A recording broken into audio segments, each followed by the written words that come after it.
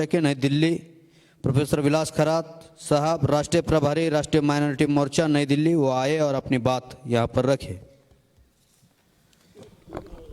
साथियों,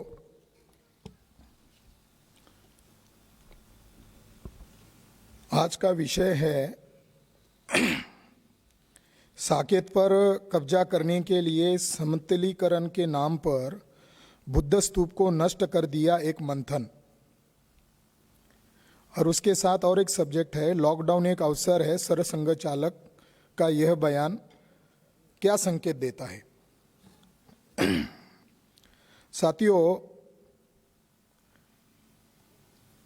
मोहन भागवत के द्वारा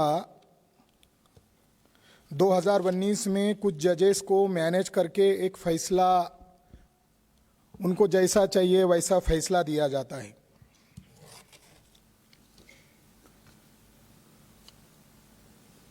ये बात तो एकदम सच है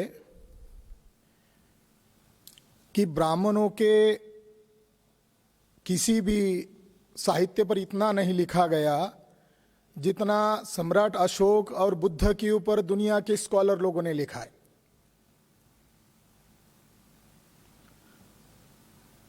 और सर प्रिंसेप को हम धन्यवाद देते हैं, जो एक साधारण परिवार से इंडिया में जॉब के लिए आए थे और वो कॉइन का स्टडी कर रहे थे, एशियंट कॉइन। और कॉइन के ऊपर स्तूप का चिन्ह होता था या बुद्ध का चित्र होता था या किसी बुद्धिस्ट राजा का सिंबल होता था, और संक्षिप्त में पाली भाषा में उसका नाम भी लिखा होता था। तो प्रिंसेप को उसका अध्ययन करने के लिए सांची गए, क्योंकि सांची में दान लेख बहुत है और पाली भाषा का डिकोडिंग करने का काम प्रिंसेप साहब ने किया। मेरठ में बहुत बड़ा अशोक द्वारा निर्मित स्तूप था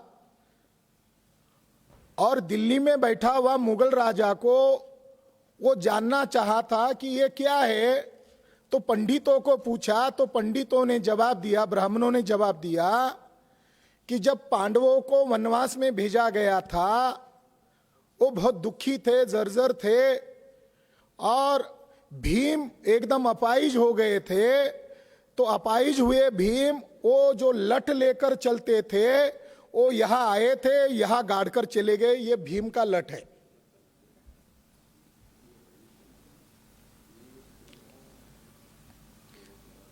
कोई पढ़ नहीं पाया। सर विलियम जोन्स द्वारा एक प्राचीन शिलालेख का कॉपी बनाकर काशी के ब्राह्मणों को भेजा गया और उस समय ब्रिटिश लोगों ने प्राइज का अनाउंसमेंट किया, जो भी इसको पढ़ेगा इनको प्राइज दिया जाएगा। तो ब्राह्मण लालची थे।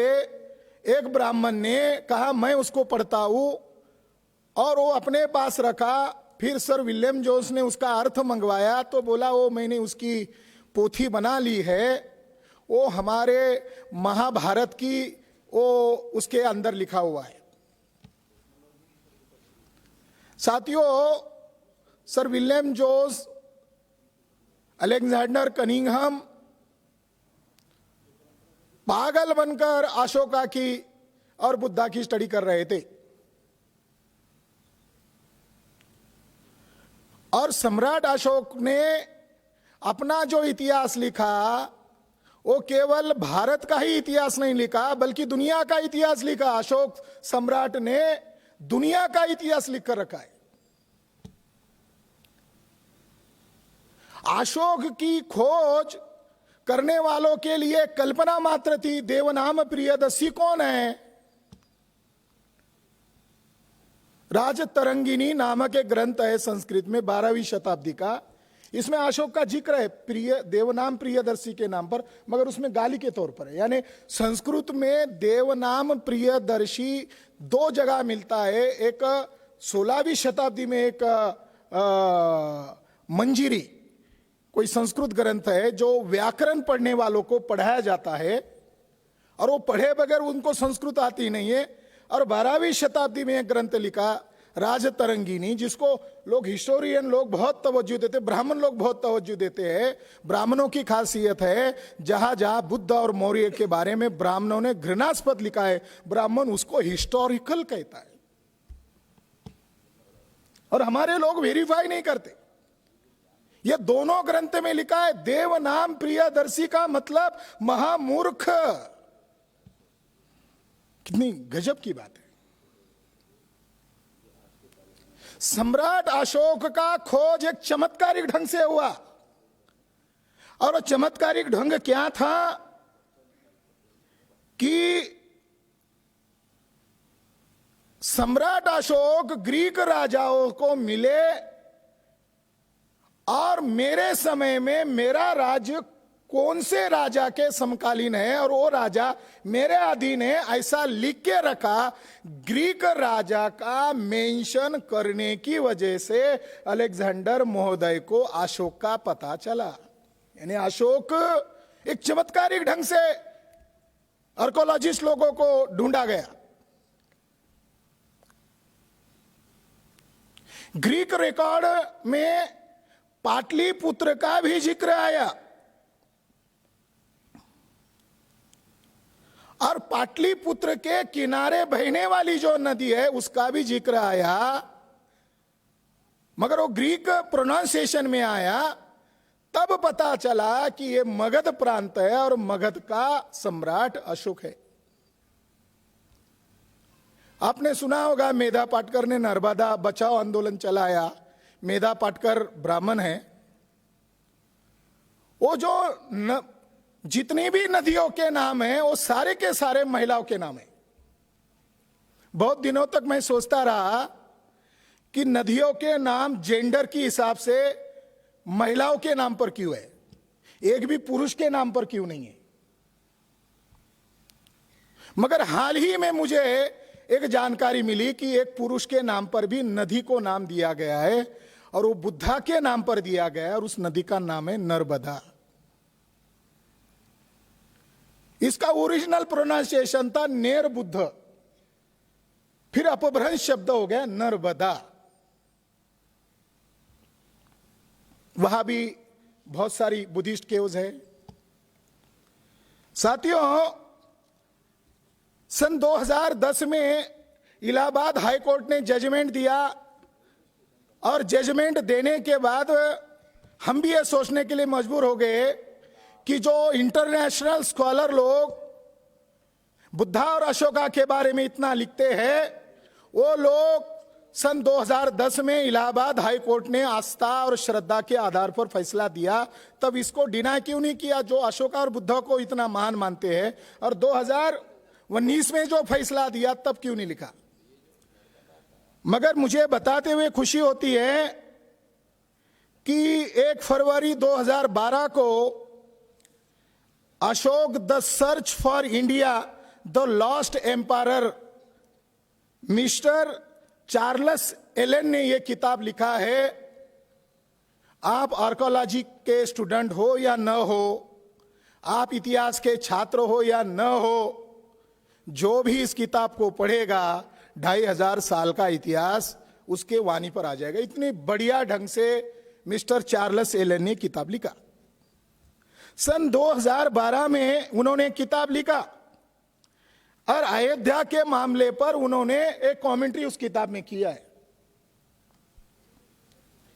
उन्होंने कहा कि 1991 में अयोध्या के बाबरी मस्जिद गिराने के लिए जनता को उकसाने वाले अनेक ब्राह्मणों को यह पता था कि भारत के सभी प्रसिद्ध हिंदू मंदिर यह निश्चित तौर पर बौद्ध स्थान थे, और उसमें से बौद्ध प्रतीकों को आगे चलकर हिंदू मंदिरों में मूर्ति के रूप में या शिवलिंग के रूप में आत्मसात किया गया। भारत के 4 प्रमुख स्थान, हिमालय का बद्रीनाथ, पुरी का जगन्नाथ मंदिर, केरल का साबरीमाला का अयप्पा देवालय और पश्चिम महाराष्ट्र का पंढरपुर का मंदिर, यह मूलतः बौद्ध विहार थे। हाँ, केदारनाथ भी, ये कामाख्या मंदिर भी।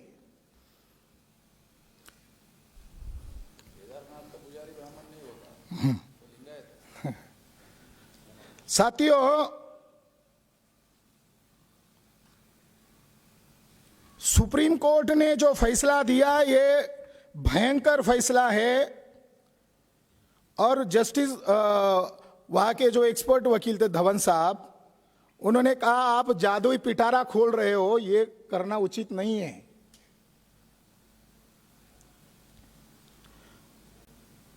मैं तो थोड़ा सा एक कठिन शब्द इस्तेमाल करूंगा कि ये जो सुप्रीम कोर्ट का जो फैसला है ये राष्ट्र विरोधी फैसला है।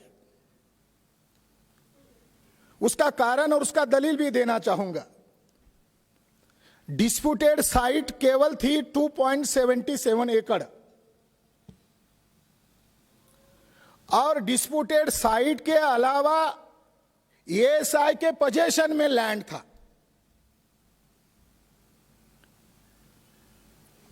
और 91 के एक्ट के अनुसार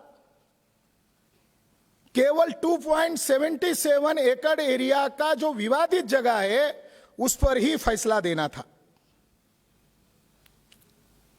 जैसा उनको फैसला चाहिए था वैसा फैसला लाया गया, धोखे से, षड्यंत्र से। मगर जैसे ही लॉकडाउन शुरू हुआ, जिसको भागवत अवसर कह रहा है, साकेत के संदर्भ में नहीं बल्कि भारत की 2500 साल पुरानी विरासत को मिटाने के लिए यह सबसे बड़ा अवसर है। यह भी उसके पीछे इंगित मतलब है। 2.77 एकड़ एरिया को आधार बनाकर जो फैसला दिया, लॉकडाउन के दरमियान मोहन भागवत के कहने पर प्रधानमंत्री नरेंद्र मोदी और भाजपा सरकार ने राम मंदिर का एरिया केवल 5 एकड़ तक बनाने का, 2.77 एकड़ तक बनाने का था, वो एरिया का दायरा बनाया 125 एकड़ एरिया। इसलिए सुप्रीम कोर्ट का जो फैसला है ये राष्ट्रद्रोही फैसला है। वहां क्या क्या है? एक पार्टी सुप्रीम कोर्ट में गई,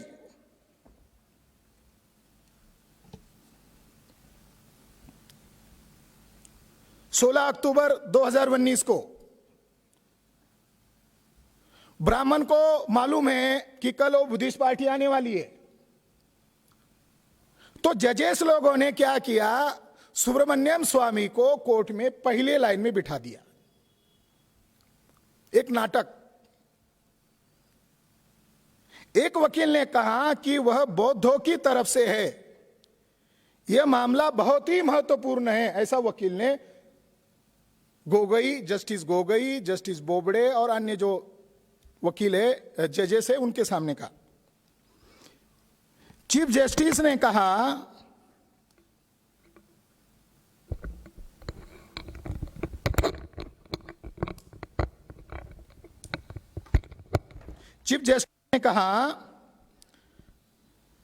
आपका मामला बोर्ड पर ही नहीं है, हम इसे नहीं सुनेंगे। चीफ जस्टिस ने बीजेपी सांसद सुब्रमण्यम स्वामी को भी सुनने से इनकार कर दिया। उन्होंने कहा कि हमने कल ही कहा था कि हम अब किसी को, दूसरे पार्टी को नहीं सुनेंगे, प्लानिंग करके। यानी ऐसा नहीं है कि बुद्धिस्ट पार्टी 16 अक्टूबर 2019 को एंट्री हो गई, उनका केस फाइल होगा, ऐसा नहीं है। उनके वकील मेश्राम साहब को आकर मिले, मेरे से भी बातचीत किया, 2017 की बात है। साथियों, बुद्धिस्ट पार्टी को डिनाई करने के लिए सुब्रमण्यम स्वामी को वहां बिठाया गया ताकि शो किया जाए कि जुडिशरी न्याय को कितना महत्व देती है, कि यह कितना राष्ट्र का महत्वपूर्ण मामला है। दूसरे मामले को उन्होंने नहीं सुना, बीजेपी के सांसद को भी नहीं सुना, बुद्धिस्टों के मुद्दे को दबाने के लिए। साथियों, जो सुप्रीम कोर्ट में जो बहस हुआ है, चर्चा हुआ है, 21 अगस्त 2019 को चीफ जस्टिस रंजन गोगोई ने कहा, हिंदुओं की आस्था पर कोई सवाल ही नहीं रहा है। सवाल यह है कि भगवान राम के जन्म का बिल्कुल सही स्थान कौन सा है, हमें इस पर सबूत चाहिए। अरे सुप्रीम कोर्ट के जजेस कह रहे हैं कि अभी नो आर्गुमेंट, राम हुए नहीं हुए इस पर कोई आर्गुमेंट नहीं है, बस उनका बर्थ ऑफ प्लेस ढूंढना है। साथियों, सुप्रीम कोर्ट में जिन लोगों को साक्षीदार के तौर पर इस्तेमाल किया, उनको झूठ साक्ष्य देने के लिए कहा गया, जिसमें से सुवीरा जायसवाल नामक हिस्टोरियन है, बहुत प्रोमिनेंट हिस्टोरियन है। हमको इतना मालूम नहीं था, मगर लॉकडाउन को मोहन भागवत ने अवसर कहा तो हमको लगा ये अवसर क्यों कह रहा है, तो चलो हम ये साकेत पर उन्होंने जो जोर जबरदस्ती से कब्जा किया, चलो हम पूरा हिस्ट्री ढूंढते, तो हमने ये किताब उस दरमियान ही लिख डाला जब वो अवसर कह रहा था। सुवीरा जायसवाल के अनुसार उसने लिखा origin and development of Vaishnavism. उसके अनुसार महाभारत में यवन, पल्लव, कुषाण, हून, शक, रोमक इत्यादि का जिक्र आता है, इसलिए उसकी रचना काल दूसरी सदी के बाद की है। वो मान रही है और कोर्ट में कह रही है नहीं, ईसा पूर्व दूसरी शताब्दी। कितना अंतर हो गया, बहुत एशियंट कर दिया। साथियों, सुप्रीम कोर्ट में एक दिन डिबेट ऐसा हुआ कि ब्राह्मणों ने कहा, देखो चर्चा काय पर चल रही है, उन्होंने एक मुद्दा खड़ा किया कि रामायण में सीता राम को आर्य कहती थी और हम लोग आर्य लोग हैं जो कोर्ट में पैरवी कर रहे हैं। बाहर ब्राह्मण कह रहे हैं कि ये हिंदुओं का मामला है, और कोर्ट में जितना भी आर्गुमेंट हुआ वहां सनातन धर्म, वैदिक धर्म, ब्राह्मणी धर्म ऐसे शब्दों का उल्लेख करके चर्चा किया है। बाहर मूर्ख बनाने के लिए हिंदुत्व की बात की गई। ये बैकवर्ड कास्ट के लोगों को मालूम नहीं है, क्योंकि वो मीडिया के ऊपर अपना ओपिनियन बनाते हैं। साथियों, उसमें कहा कि सीता राम को आर्य कहती थी, इसीलिए अब राखी गढ़ी ने सिद्ध कर दिया कि ब्राह्मण यही के आर्य यही के है, और वो कोई विदेशी या आक्रांता नहीं है। चर्चा डीएनए की होती तो अच्छा होता, राम की होने की बजाय डीएनए की होती तो अच्छा होता। यानी जो डीएनए ने ब्राह्मणों को विदेशी कहा, सुप्रीम कोर्ट में उनको मूल निवासी कहा गया। साथियों, ये बहुत बड़ी लॉ के हिसाब से बहुत बड़ा चीटिंग किया गया है। ब्राह्मण विदेशी है। ग्रेग वेली एक बहुत बड़े इंटरनेशनल संस्कृत स्कॉलर है। ब्राह्मणों के पास कोई संस्कृत का आज नॉलेज नहीं रहा है। एक भी ब्राह्मण भारत में संस्कृत के ज्ञाता नहीं रहे, ये ब्राह्मण भी मानते हैं।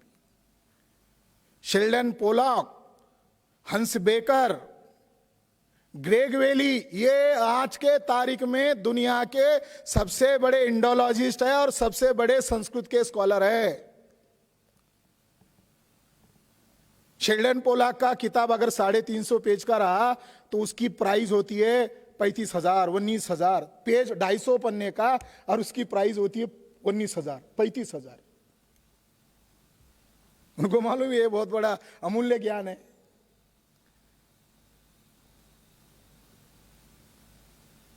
शेल्डन पोलॉक का और हंस बेकर का सुप्रीम कोर्ट ने अपने 1250 पढ़ने के जजमेंट में जिक्र किया है, यह दिखाने के लिए कि हम 5 जजेस कितने विद्वान हैं। 1200 पेजेस का हम जजमेंट लिख रहे, कितने विद्वान लोग। कभी कभी लगता है वो जजमेंट उन्होंने लिखा है नहीं लिखा। हंस बेकर ने 1986 में अयोध्या नामक किताब लिखा।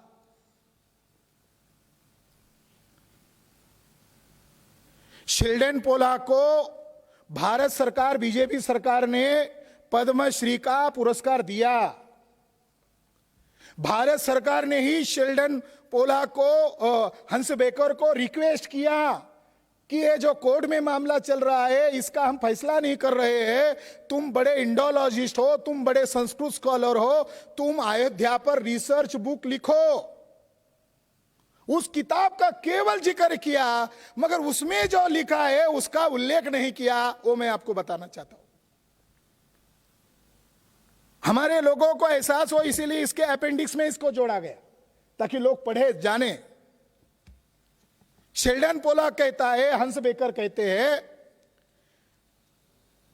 5वीं शताब्दी छोड़ो, 7वीं शताब्दी छोड़ो, 8वीं शताब्दी छोड़ो, 9वीं शताब्दी छोड़ो, 10वीं शताब्दी छोड़ो, 11वीं शताब्दी छोड़ो, 12वीं शताब्दी छोड़ो, यहां तक कि 15वीं शताब्दी तक अयोध्या में राम का मंदिर का अस्तित्व ही नहीं था। शेल्डन पोलक ने और हंस बेकर ने जो रिसर्च किया, उसमें उन्होंने फाइनल कहा कि इसको एक पंथ कहते हैं, इंडोलॉजी या उसके साहित्य के इसमें पंथ कहते हैं, इसको अंग्रेजी में कल्ट कहते हैं। जैसे गोरख कल्ट, जैसे संता की भक्ति कल्ट, उसी तरह राम भी एक कल्ट है, कृष्ण भी एक कल्ट है। तो राम कल्ट का ओरिजिन कब हुआ, इसके लिए हंस बेकर और शेल्डन पोलक महोदय पूना के आरजी भांडारकर का जिक्र करते हैं, जो उन्होंने 1913 में किताब लिखा था, Shaivism and Vaishnavism and other cults. इसका हवाला देकर कहा, खुद ब्राह्मणों के बड़े विद्वान आरजी भांडारकर भी कहते हैं कि राम कल्ट का उदय 12वीं शताब्दी तक हुआ ही नहीं था। तो जो 5 जजेस है, वो 5 जजेस कह रहे हैं कि हिंदुओं के आस्था पर कोई सवाल ही नहीं रहा है। सवाल यही है कि भगवान राम का जन्म बिल्कुल सही स्थान पर कहां पर हुआ, यही है भगवान। और इधर हंस बेकर का केवल विद्वत्ता दिखाने के लिए कोट कर रहे, उन्होंने जो सिद्ध किया उसको मान्यता क्यों नहीं दे रहे हो फिर?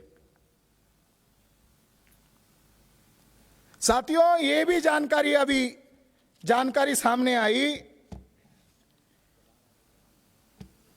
कि ह्यून संघ ने अयोध्या, जहां साकेत नगरी है, वहां 20 संगाराम है और 3000 भिक्खु निवास करते हैं।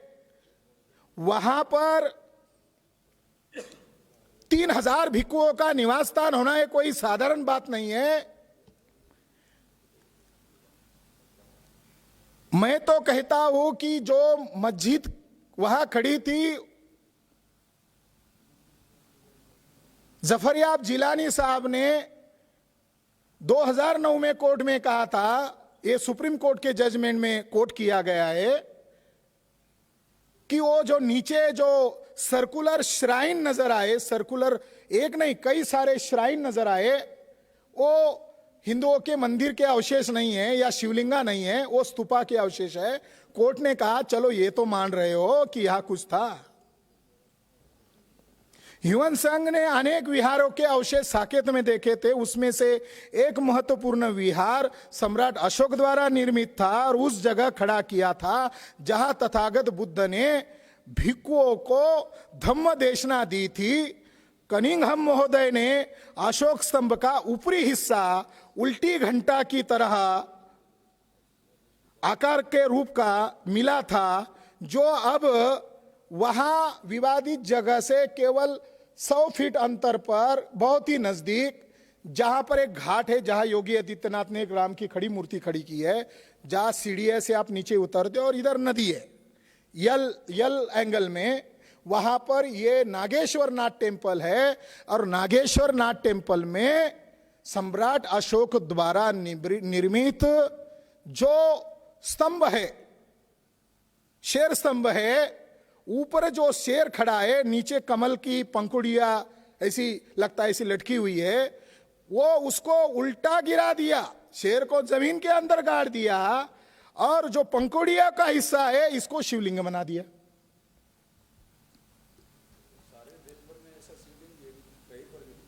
हाँ तो साथियों, सुप्रीम कोर्ट के जजेस को यह मालूम नहीं है कि वो बुद्धिस्ट पार्टी को डिनाई कर रहे हैं और जो विवादित जगह है उसके पास ही सम्राट अशोक का स्तंभ का चिन्ह वहां मिला हुआ है। ब्रिटिश थे तो उन्होंने खोज किया, ब्रिटिश चले गए, ब्राह्मणों ने शासन और सत्ता का इस्तेमाल करके बुद्ध और मौर्य की विरासत को मंदिरों में तब्दील किया है बड़े पैमाने पर। ये जो 1949 साल है, गुजरात में एक मंदिर डेवलप किया गया 1949 में 22-23 दिसंबर रात के 12 और 1 बजे के दरमियान उस मस्जिद के अंदर गर्भगृह में राम की मूर्ति रखवाई, वो भी गोरखपुर का आरएसएस का घर के आदमी से लाई रामलल्ला की मूर्ति। और 1949 में ही बिहार में श्री कृष्ण सिंह जो मुख्यमंत्री है, भूमिहार ब्राह्मण, उसके समय में सर्वपल्ली राधाकृष्णन को आगे करके महाबोधि महाविहार पर कब्जा करने के लिए महाबोधि महाविहार टेम्पल एक्ट 1949 ये एक्ट बनाया गया। 1949 यानी 15 अगस्त 1947 को अंग्रेज चले गए और 1949 में जो बुद्धों के महत्वपूर्ण केंद्र थे उसके ऊपर उन्होंने कब्जा किया। नेहरू के द्वारा यह मूर्ति रखवाई गई। इसका हम एक संदर्भ के साथ आज समझना चाहिए और मुसलमानों को भी और मुसलमान विद्वानों को भी यह संदर्भ समझना चाहिए कि जब मुगल या मुसलमान भारत में आए ही नहीं थे तब कौन कौन लोगों के बीच में लड़ाई हो रही थी? केवल 2 ही लोगों के बीच में लड़ाई हो रही थी। एक नाग बुद्धिस्ट लोग थे और एक ब्राह्मण लोग थे जो नागों के और बुद्ध धर्म के विरोधी थे। इनके बीच में संघर्ष हुआ। बाबा साहब अंबेडकर वही काशी में जाकर ऐसा कहा कि ये हिंदू नाग है और ये मुसलमान SC/ST से कन्वर्ट नहीं हुए। ये जब बुद्धिज्म खत्म हुआ तो भारी तादाद में कन्वर्ट हो गए। ये पूर्वाश्रमी के बुद्धिस्ट लोग थे, मुसलमानों को बारे में कहा। आज ब्राह्मण हिंदू मुसलमान की लड़ाई बात कर रहा है और जो नाग बुद्धिस्ट लोग थे और ब्राह्मण लोगों के बीच में जो संघर्ष हुआ, इसके ऊपर ब्राह्मण योजनाबद्ध तरीके से पर्दा डाल दिया।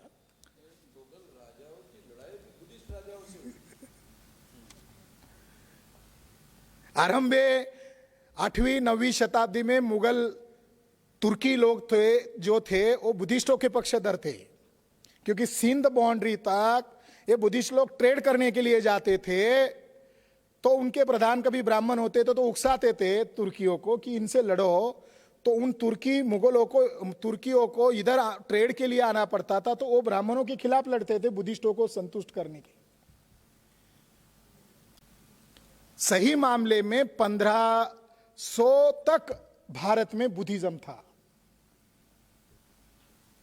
बुद्ध गया का विहार 15वीं शताब्दी में अटैक किया गया है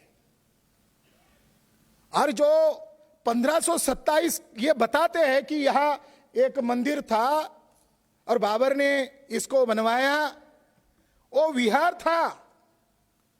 और ये विहार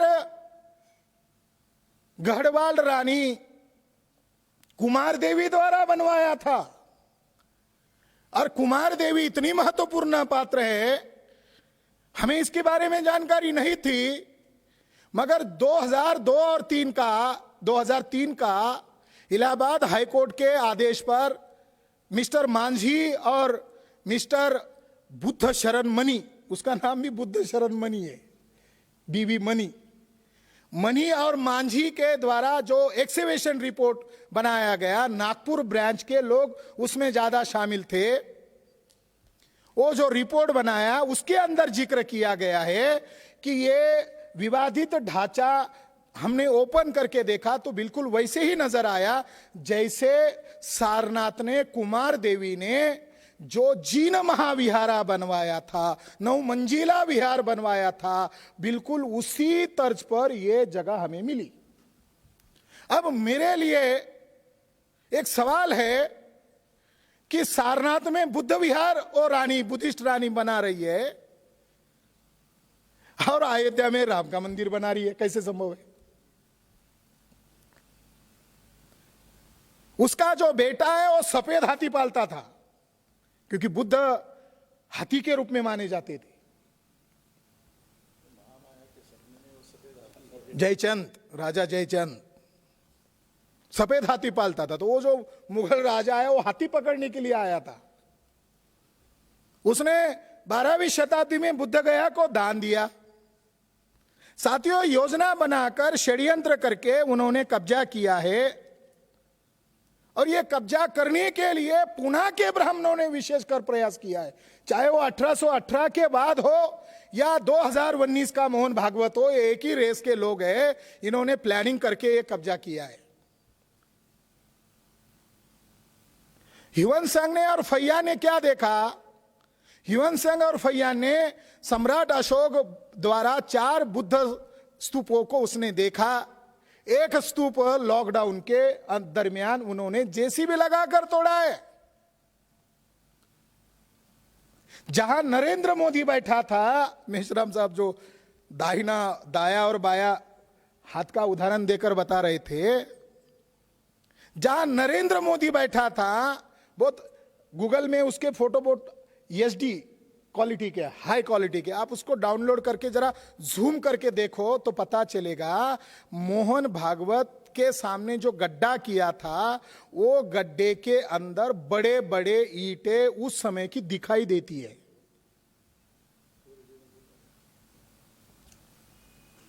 साथियों, वो जगह पर उन्होंने कब्जा किया। वहां पर क्या है? साकेत की लड़ाई हमने छोड़ी नहीं है। साकेत की लड़ाई अब शुरू हो गई है। ये विषय जो लगाया गया लोगों को जनजागरण करने के लिए ही नहीं, बल्कि साकेत का मुद्दा जारी है। उनका मामला अगर 2.77 एकड़ एरिया का था, 125 एकड़ पर नाजायज कब्जा क्यों किया? जबकि वहां सम्राट अशोक द्वारा निर्मित 4 बुद्ध स्तूप है। एक स्तूप का नाम कनिंघम महोदय ने, जो विवाद हुआ था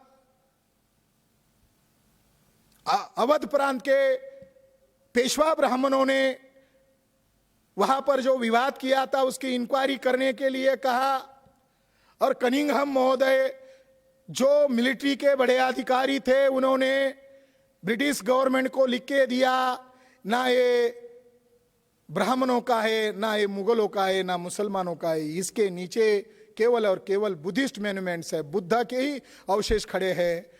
तो ब्रिटिश लोगों को लगा एक जगह पर विवाद खड़ा कर रहे, कल देश भर में विवाद खड़ा करेंगे, इसके लिए पहले ही इसकी खोजबीन किया जाए। इसीलिए कनिंघम महोदय को आर्कोलॉजिकल सर्वे ऑफ इंडिया की स्थापना करने के लिए निर्देश दिया, और अयोध्या के राम मंदिर और मस्जिद विवाद के कारण ही भारतीय पुरातत्व विभाग का जन्म 1860 में हो गया। वहां पर क्या उन्होंने देखा? नंबर 1, जिसको उन्होंने कहा, कनिंघम महोदय ने कहा कि ह्युन सांग ने उसको नाम नहीं दिया है, मगर ये विशाखा के द्वारा दिया गया बड़ा संग्राम है। विशाखा बुद्धिस्ट उपासिका है, बहुत फेमस उपासिका है। साथियों, दूसरा जो बुद्ध स्तूप उसने देखा, उसने कहा अब ये 37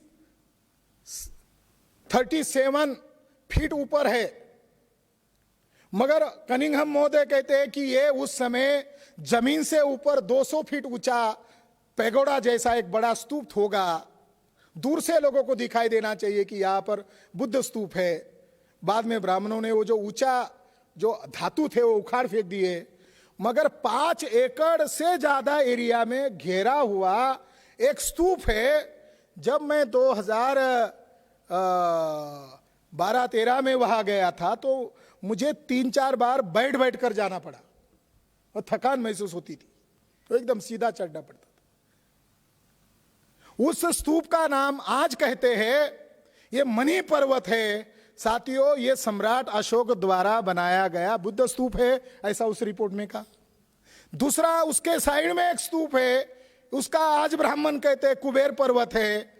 ये महोदय कहते हैं, कनिंघम महोदय, ये बुद्ध का ऐसा स्तूप है जिसके अंदर अगर ढूंढा गया तो तथागत बुद्ध की नख, नाखून और बाल के धातु नजर आएंगे, जैसा फैयान और ह्युन सांग ने जिक्र किया है।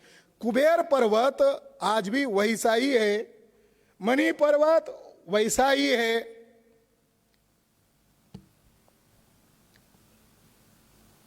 साथियों, 4 बड़े बड़े स्तूप है और वो 125 एकड़ एरिया में है, और इसके ऊपर कब्जा किया गया। आर्कोलॉजिकल सर्वे ऑफ इंडिया के लोग चुप है, जबकि ये आर्कोलॉजिकल सर्वे ऑफ इंडिया की प्रॉपर्टी है। ब्रिटिश काल से वो इस पर बोल नहीं रहे। अभी भी चुप है कि वाराणसी काशी में भी विवाद शुरू कर दिया गया, कोर्ट में मामला पहुंच गया, मथुरा में भी मामला चला गया। मथुरा का जो मंदिर, जो मस्जिद है, वो कहते हैं कि ये कृष्ण का जन्मभूमि है। अभी एक काल्पनिक राम को उन्होंने वहां पैदा कर दिया, अब दूसरे काल्पनिक कृष्ण को मथुरा में पैदा करना चाहते हैं, और ये थोड़ी दिन तक चलता रहेगा ताकि बैकवर्ड कास्ट के लोगों को गुमराह किया जाए। साथियों, राम भी बुद्धिस्ट पात्र है, कृष्ण भी बुद्धिस्ट पात्र है, ये हमने तथ्य के साथ ढूंढ लिया गया। राम ये दशरथ जातक कथा से चोरी किया गया पात्र है। बोधिसत्व राम अपने पिता के मरने पर अपने भाई भरत को और अपने अन्य भाई बहन को उपदेश करते हुए 10 धम्म का वो उपदेश करते हैं, और वही 10 धम्म, बड़ी आश्चर्य की बात है, जब मैंने सुप्रीम कोर्ट के जस्टिस सावंत साहब को कहा, मैंने कहा कि कल्पना करो कि आपके कोर्ट में हमारी केस चल रही है और आप जज साहब है, कल्पना करो, और मैं बहुत सारे सबूत नहीं दूंगा, रामायण का ही सबूत दूंगा और इसके आधार पर आपको फैसला देना है। पाली में पंडित राम, बोधिसत्व राम ने कहा, जैसा पेड़ को फल आता है, फल पकता है और गिर जाता है, वैसा ही मनुष्य जीवन है। जैसे आकाश में पक्षी उड़ते हैं, पंछी उड़ते हैं, कोई मर जाते हैं, जैसे ग्राम के बाहर लोग जाते हैं लड़ाई के लिए, कुछ मर जाते हैं।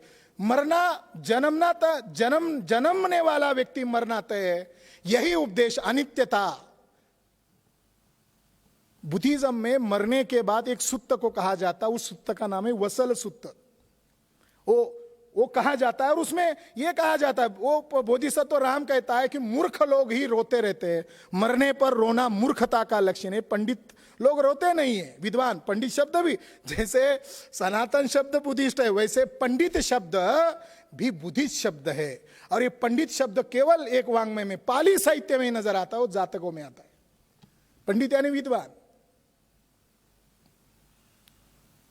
वही शब्द इधर पाली में कहा फल पकवानंग, फल पकानंग, इधर रामायण, वाल्मीकि रामायण में एज इट इज वो बोधिसत्व राम का उपदेश वाला वचन लिया, इधर संस्कृत में लिखा फलंग पकवानंग, इधर फल पकानंग, इधर लिखा फलंग पकवानंग, कुछ नहीं है, एज इट इज वो लिया। सबूत क्या चाहिए? खुद वाल्मीकि रामायण है। वाल्मीकि रामायण में बुद्ध का 16 बार जिक्र आया है। रामायण सबूत है कि बुद्ध के कई सालों बाद, मौर्य के कई सालों बाद, यानी दूसरी तीसरी शताब्दी में रामायण लिखा गया। सुवीरा जायसवाल कहती है कि राम को विष्णु का अवतार दूसरी शताब्दी में माना गया, यह रामायण में लिखा हुआ है। महाभारत में 137 बार बुद्ध का जिक्र आया है, और ग्रेग वेली जो इंडोलॉजिस्ट है वर्ल्ड लेवल का, उनका कहना है धर्म शब्द जो है यह धम्म शब्द से ही बना हुआ है। ब्राह्मण का सनातन शब्द भी नहीं है और धर्म नामक शब्द भी नहीं है, धम्म शब्द से ही धर्म शब्द ब्राह्मणों ने बाद के समय में बनाया। साथियों, मेश्राम साहब ने कहा कि जो शिवलिंग है ये सारे के सारे ये है, इसमें सच्चाई है। वो क्या सच्चाई है?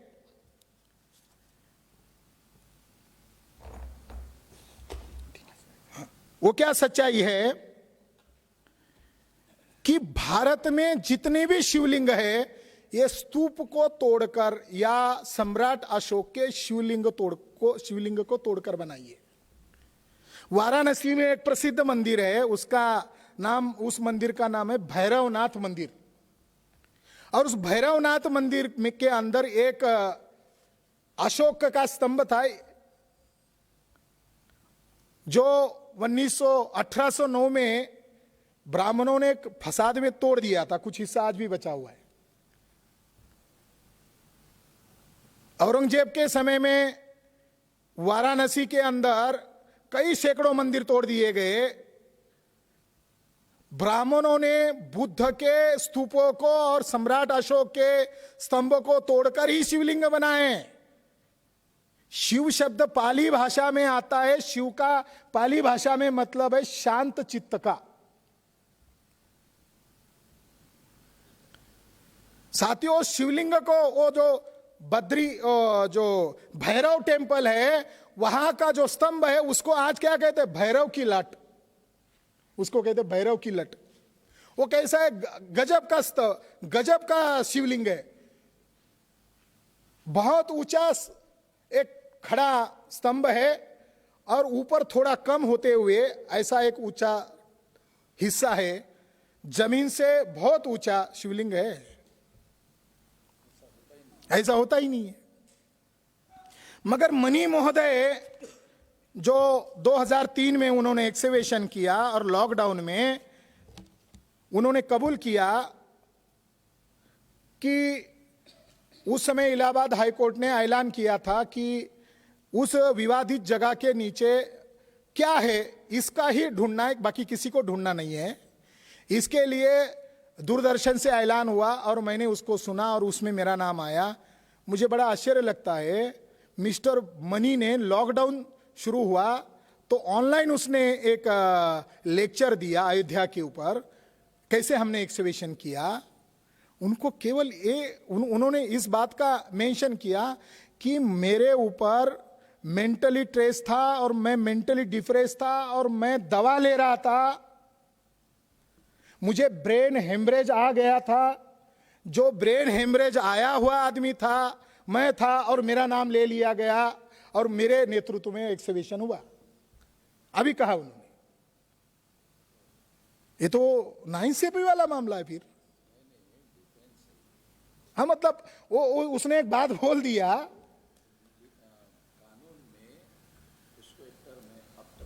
हाँ आफ्टर थॉट।